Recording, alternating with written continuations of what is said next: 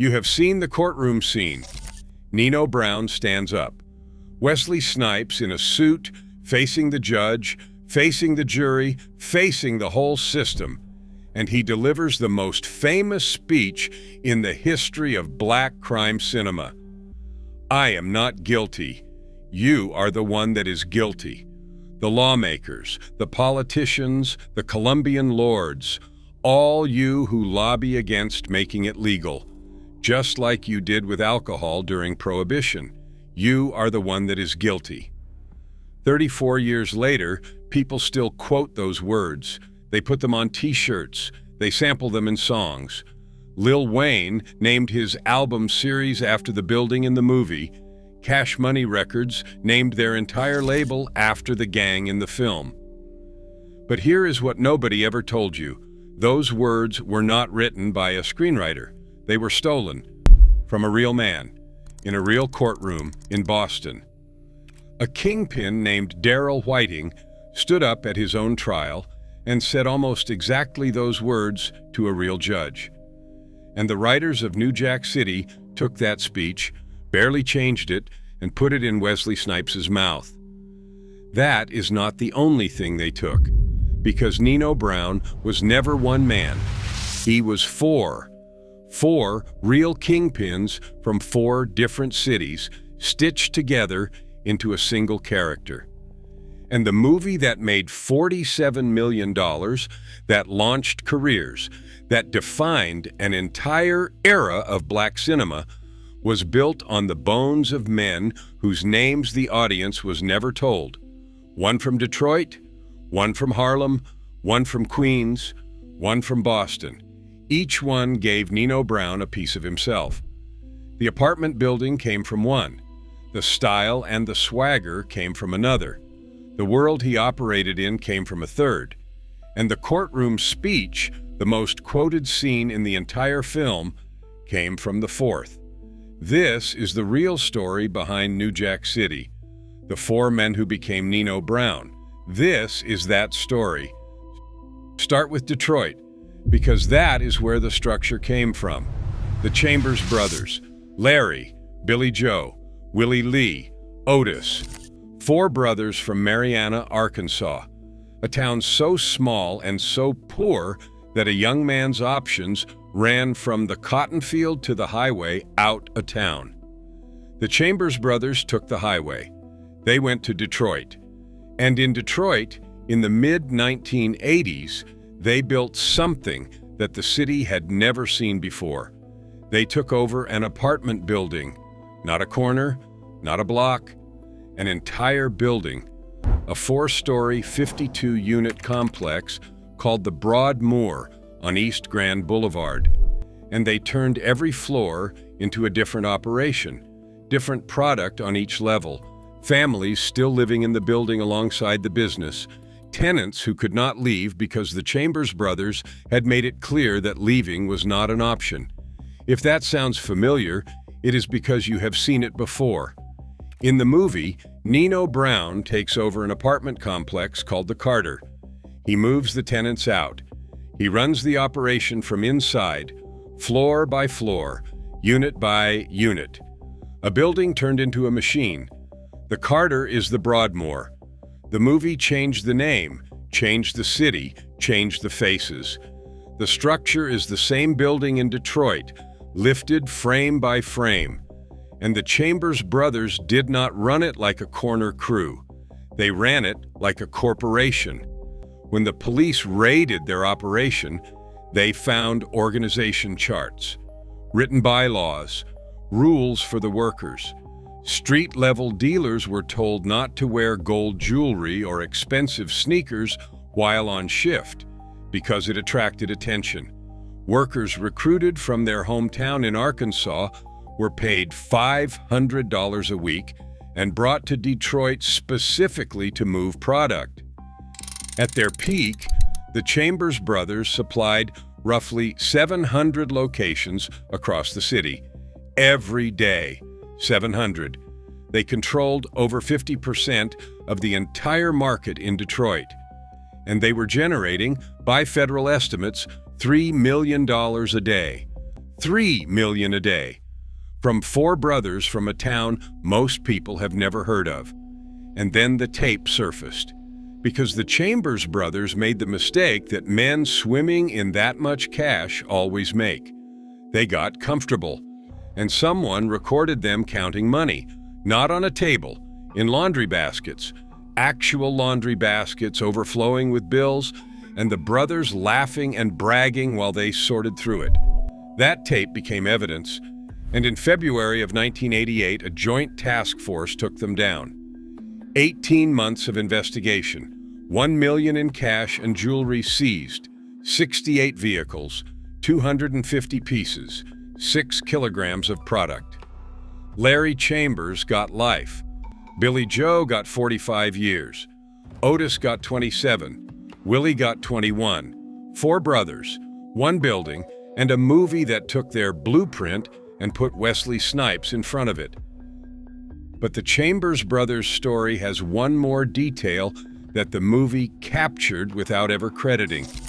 In the film, Nino Brown runs his operation with corporate precision. He has rules. He has structure. He promotes from within. He demotes and punishes people who break protocol. The Cash Money brothers in the movie are not a crew. They are a company. That is not Hollywood invention. That is a direct copy of how the Chambers brothers actually operated. Federal prosecutors described their organization as running like a Fortune 500 company. They had employee handbooks. They had chains of command. They recruited from their hometown in Arkansas, brought young men to Detroit on buses, paid them $500 a week, and gave them rules to follow. No flashy clothes on the clock. No drawing attention. Show up on time. Move the product. Bring the money back. When the tape surfaced of Larry Chambers counting bills in laundry baskets, the thing that shocked investigators was not the volume of cash. It was the casual professionalism of how it was being handled. Like payroll at a warehouse, like accounting at a firm. The money was the business, and the business was run like a business.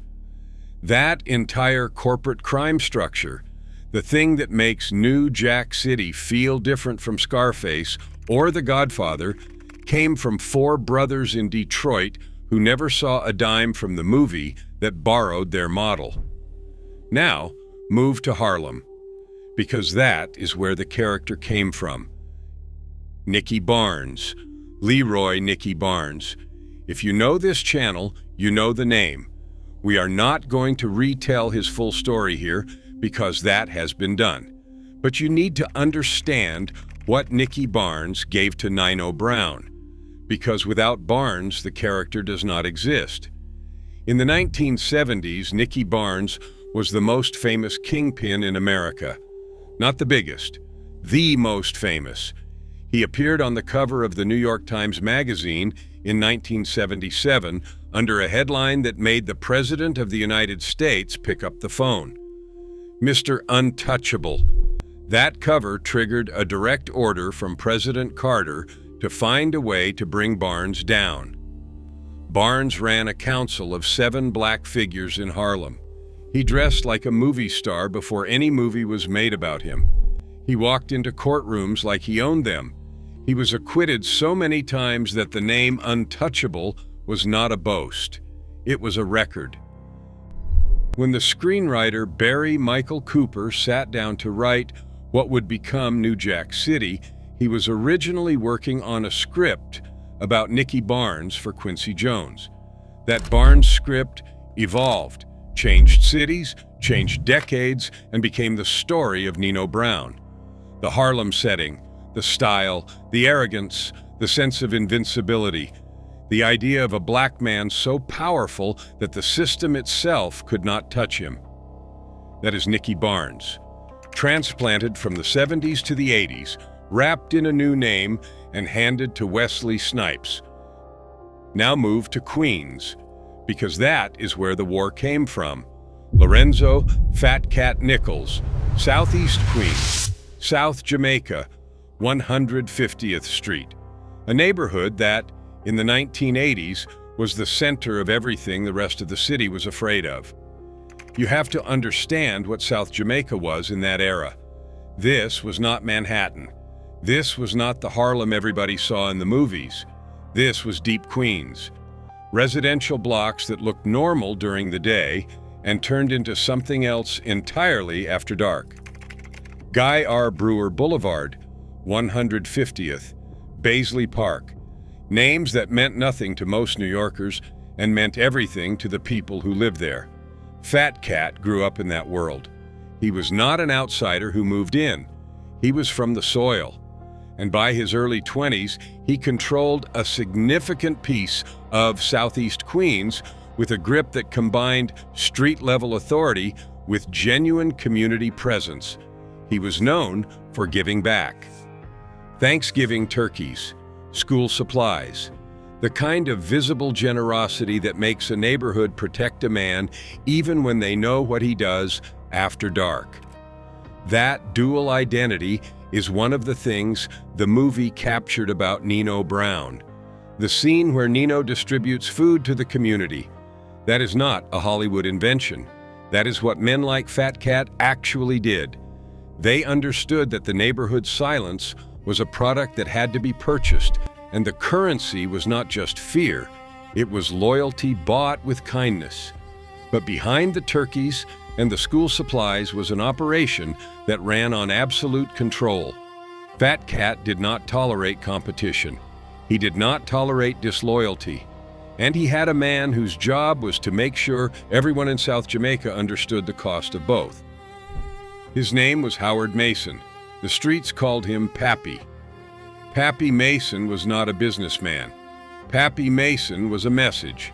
He was the enforcement arm of Fat Cat's world, and his reputation in Queens was the kind that made people cross the street when they saw him coming, not out of disrespect, out of survival instinct. And Pappy Mason did something that turned a New York City street story into a national crisis. On February the 26th, 1988, a 22-year-old rookie police officer named Edward Byrne was sitting in his patrol car in South Jamaica, Queens.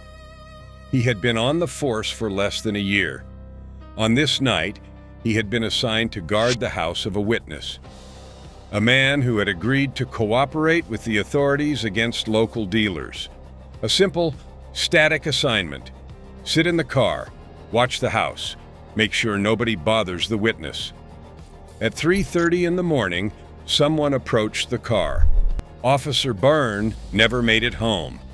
The order, according to federal prosecutors, came from Pappy Mason, and the message was not just for the witness, it was for the entire borough, for every potential cooperator, for every person in Queens who might have been thinking about picking up the phone and calling the law. The message was, this is what happens. Edward Byrne was 22 years old. He had wanted to be a police officer since he was a child. His father was a retired police lieutenant. He had graduated from the academy and been on patrol for 5 months. The reaction was seismic. The city erupted. 10,000 police officers attended his funeral. The commissioner called it an attack on civilized society. And the federal government, which had been watching the street-level trade with growing alarm but limited tools, used the Byrne case as the turning point. New federal sentencing guidelines came out of that case. The crackdown that followed reshaped how the government prosecuted street organizations for the next 3 decades. Mandatory minimums, enhanced penalties, federal jurisdiction over cases that had previously been handled locally. The entire legal architecture that defined the war on the product trade in the 90s traces back, in part, to what happened to a 22-year-old rookie sitting in a patrol car in South Jamaica. One order from an enforcer in Queens changed the legal landscape of the entire country. Fat Cat Nichols was convicted of running a continuing criminal enterprise. He received life plus 45 years. Pappy Mason was convicted separately and received life. The South Jamaica operation was dismantled piece by piece. And the world they built, the world of street-level terror so extreme that even the law itself was a target, is the world new Jack City drops Nino Brown into. The violence, the stakes, the sense that nobody is safe, not the police, not the witnesses, not the civilians walking past on their way to the store. That atmosphere of absolute menace is not the Chambers Brothers' Detroit. It is not Nicky Barnes's Harlem. It is Fat Cat's Queens. And it is the thing that gives New Jack City its spine. And now, Boston, the last piece. The one that hides in plain sight because it is the most famous scene in the entire film. Darryl Whiting. They called him God, a Boston kingpin who ran one of the most violent operations in the city during the late 80s. When Whiting went to trial, he stood up in the courtroom and delivered a speech that stunned the room. He told the judge the system was guilty. He told the jury that the politicians and the lawmakers were the real criminals. He said the war on the product was a lie designed to keep black men in cages while the real money flowed through channels no black man would ever be allowed to touch. Sound familiar? The writers of New Jack City took Darryl Whiting's courtroom outburst and put it in Nino Brown's mouth, almost word for word. The most iconic scene in the entire film, the one people quote at parties, the one that launched 1,000 T-shirts, was spoken first by a real man in a real courtroom in Boston, and nobody told the audience. So now you have the full picture. The building came from Detroit, 4 brothers from Arkansas who turned a 52-unit apartment complex into a machine that generated $3 million a day and got caught counting money in laundry baskets.